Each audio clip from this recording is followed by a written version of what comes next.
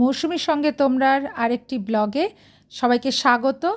আজকে আমরা তৈরি করছি কাঁঠালে এঁচোড়ের তরকারি মুসুর ডালের বড়া দিয়ে। মুসুর ডালের বড়াগুলো আগে ভেজে রাখলাম, তারপরে 5 ফোড়ন দিয়ে আদা, পেঁয়াজ, রসুন সমস্ত বেটে, লঙ্কা বেটে ওটাকে ভালো করে কষিয়ে নিয়ে ওর মধ্যে টমেটো পিষে ওর মধ্যে দিলাম।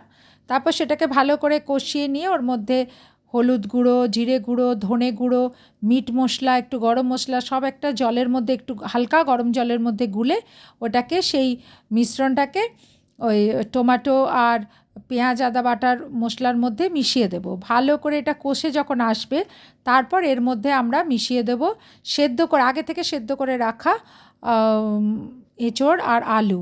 তার আগে একটু নুন দিয়ে নেব, ভালো করে ওটা মিশিয়ে নিয়ে ওইটাকে একদম একটু গরম জল করে রাখবো। আমি বারবার বলেছি তরকারিতে গরম জল দেবে, গরম জল করে রাখবো।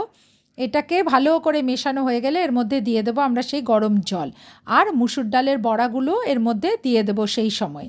দিয়ে এটাকে চাপা ঢাকা দিয়ে বেশটি করে রান্না করব। তারপরে এটা আজকে আমার বর খেতে চেয়েছে রুটির সাথে।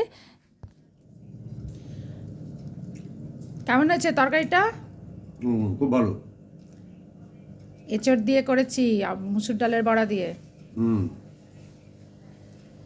মাঝে মাঝে তুমি ভালো নিতে পারো। আর একটা গুড় ছাড়া তো তোমার চলবে না। দেখো শীতকালে একটু খেজুর গুড় খাবো না, এটা হয় না।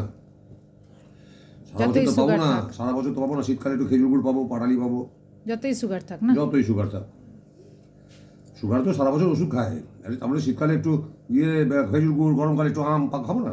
সেটা বটে, 100 খাও।